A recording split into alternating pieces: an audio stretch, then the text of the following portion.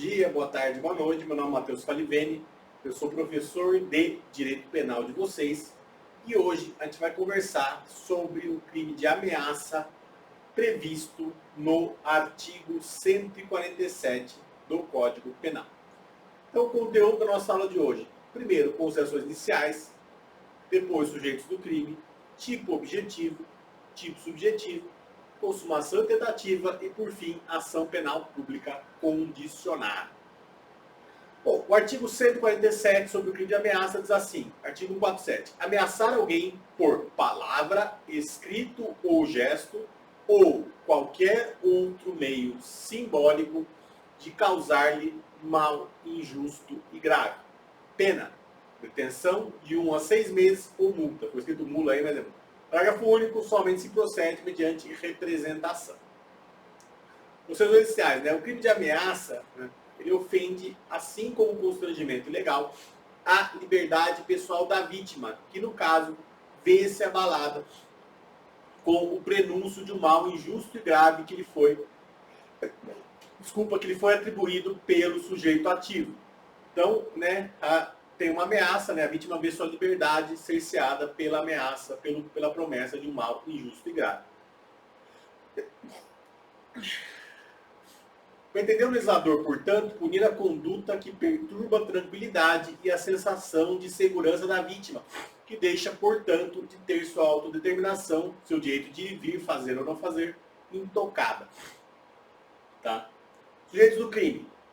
Pode ser autor do crime em tela qualquer pessoa, tratando-se, pois, de um crime comum. Então, com relação ao sujeito ativo, o crime de ameaça é um crime comum.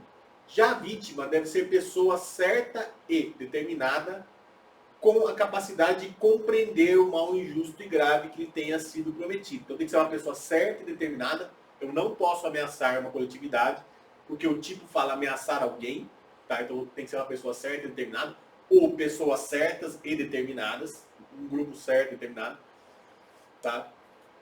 E tem que ser uma pessoa que tem capacidade de entender o mal injusto e grave que foi prometido.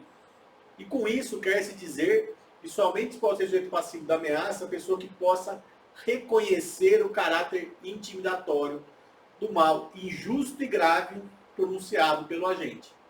Não se admite, portanto, que se considere vítima de ameaça uma criança de tenra idade, um bebê, por exemplo, que não consegue compreender. Fala, vou te matar. O bebê fica indo lá e não consegue compreender. Sem a menor possibilidade de compreender a violência moral, bem como os doentes mentais, os ébrios e as pessoas indeterminadas. Então, sei lá, um cara tá bêbado, jogado no chão, vou lá, ameaço ele, não vai ter crime aí, tá? E também não com relação às pessoas indeterminadas, tá? Então tem que ameaçar pessoas determinadas. Você fala assim, eu vou matar todos os corintianos. É um grupo indeterminado de pessoas gigantesco. Isso não configura ameaça. Agora você fala, vou matar o Florisval porque ele é corintiano. Daí sim vai configurar o crime de ameaça. Ou você fala assim, vou matar o Florisval, o Florisberto e o Juvenal, porque eles são corintianos. Daí configura, são pessoas determinadas, né? Daí ressalta que a lei prescreve ameaçar alguém, do que infere que somente pode ser pessoa certa e determinada. Então tem que determinar, tem que ter, né? Você tem que poder individualizar as pessoas que são ameaçadas. Portanto, e além disso, né, é importante destacar, isso aqui é uma pergunta que eventualmente pode cair, parte da doutrina considera que se a ameaça é dirigida à pessoa jurídica, reputa-se feita aos que a representam ou dirigem. Se tem uma discussão, né? A pessoa jurídica não pode ser vítima de ameaça, tá? Essa é a primeira questão, não pode.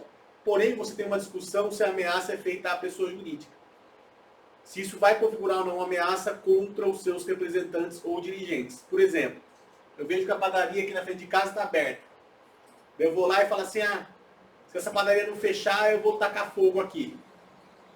Nesse caso, parte da doutrina considera que a ameaça que eu fiz contra a padaria, a pessoa jurídica, ela vai ser, na verdade, ela é como se ela fosse feita aos seus dirigentes ou representantes, ao seu proprietário. Tá? Então essa é uma questão interessante, é importante vocês saberem, porque eventualmente pode cair em prova. Tá? Prova de exame de ordem. Né? Bom, tipo objetivo. O verbo do tipo é ameaçar, que significa intimidar, prometer um malefício. Né? O verbo é ameaçar. Né? E a norma do 147 descreve como meios executórios para mal prometido os seguintes. Então você tem que ameaçar, né, que é prometer um malefício, por meio de palavra. Então você pode ameaçar alguém por meio de palavras faladas ou escritas. Tá? Então, quer dizer, você tem a palavra, né? Assim, no caso do tipo aqui, na verdade você está falando da palavra oral. Tá? Você pode também ameaçar por escrito, que são as palavras graficamente materializadas, né, colocadas em documento, em um papel. Você pode ameaçar por gesto, que são os sinais feitos com movimentos corporais ou com emprego de objetos, tipo fazer assim ou fazer assim. Isso é um gesto, tá? Fazer assim, a arminha, ou fazer que vai cortar o pescoço. Isso são gestos, tá? Então eu posso ameaçar por gesto. E por fim, o tipo prevê que eu posso ameaçar por qualquer outro meio simbólico, tá? Por exemplo, desenhos, símbolos, colocar uma cabeça de cavalo na cama do cara, como no Poderoso Chefão. Isso é um meio simbólico. Não é palavra, não é escrito e não é gesto. Mas é um meio simbólico que configura uma ameaça. Então, se eu põe uma cabeça de cavalo morto na cama do cara, né, configura um crime de ameaça porque é um meio simbólico. Se eu desenho assim, faço uma montagem do cara morto, isso pode configurar uma ameaça também, porque é um meio simbólico, tá? Meio simbólico é qualquer meio que tem significado, certo? Então, por isso que o tipo prevê qualquer outro meio simbólico. Vê-se que o crime de análise pode ser praticado por diversas formas, desde que aptas a amedrontar a vítima, é o crime de ação livre, né? E o mal prometido à vítima, segundo a norma, deve ser injusto e grave, tá? O mal grave, né?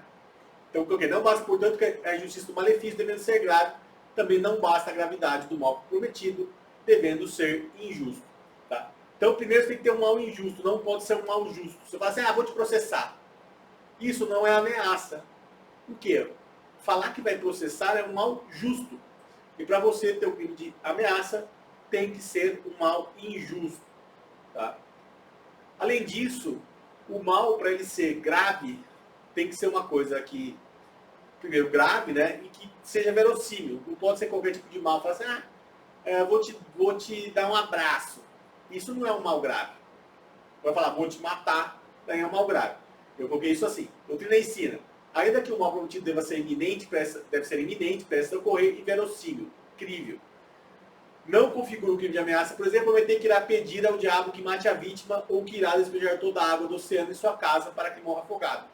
Então, o mal tem que ser verossímil, tá? Tem que ser uma coisa crível.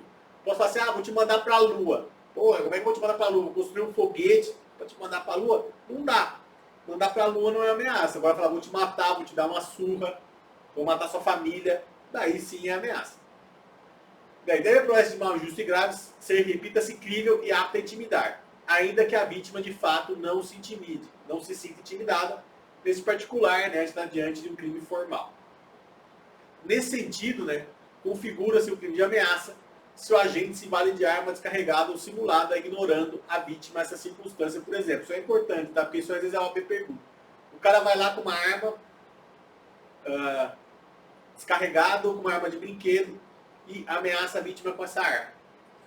E a pessoa não sabe que isso aí é uma arma descarregada ou uma arma de brinquedo. A vítima não sabe. Nesse caso, vai restar configurado o crime de ameaça. Tá? A doutrina coloca assim. Depois, tipo subjetivo é o dolo, ou seja, a vontade livre e consciente do agente em ameaçar a vítima, prometendo, mediante palavra, escrito, gesto ou qualquer outro meio, mal, injusto e grave. Ainda que o sujeito profira a ameaça, sabendo que não irá cumpri-la, está caracterizado o crime. Quer dizer, a reserva mental não desnatura o crime de ameaça. Então, se eu ameaço sabendo que eu nunca vou cumprir o que eu estou ameaçando, mesmo assim vai configurar o crime. Então, você não tem reserva mental no crime de ameaça. Basta que a ameaça seja proferida e chegue a outra pessoa para estar configurado o crime. Tá? Então, não tem reserva mental aqui. Bom, inadmissível modalidade culposa, né? E alerta a doutrina que o crime de ameaça exige seriedade de quem a profere, não se coadunando com momento de cólera, raiva, ódio, enfim, desequilíbrio emocional. Tá? Então, o que acontece? Além de ser verossímil, tem que ser uma ameaça séria. Então, por exemplo, aquela ameaça feita no momento de extrema raiva não configuraria o crime de ameaça por falta de dolo. Porque seria um momento de cólera, de raiva, de ódio, em que a pessoa está descontrolada e isso retira o dolo da sua conduta. É muito interessante notar isso. Então, se a pessoa está lá descontrolada na ameaça, ela está fazendo aquilo sem o dolo de cometer o crime de ameaça e, portanto, não haverá o crime. Tá? Isso é muito importante.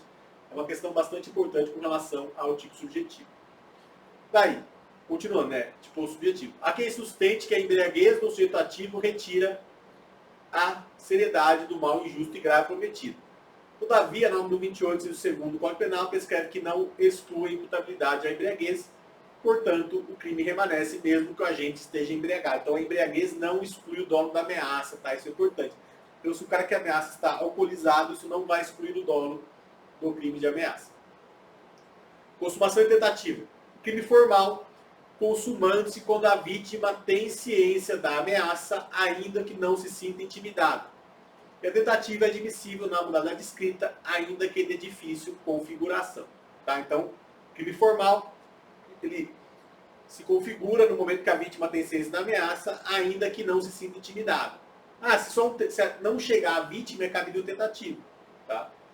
Se eventualmente a ameaça não chega à vítima por algum problema, é admissível tentativa. Depois, por fim, ação penal pública condicionada.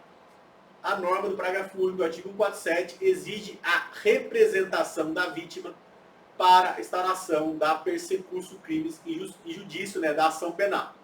Assim, sem a manifestação de vontade da vítima, no sentido de ver o agente processado, não poderá o Ministério Público dar início à ação penal, tratando-se, portanto, de um crime de ação penal pública condicionada. Então, no crime de ameaça é exigida a representação da vítima.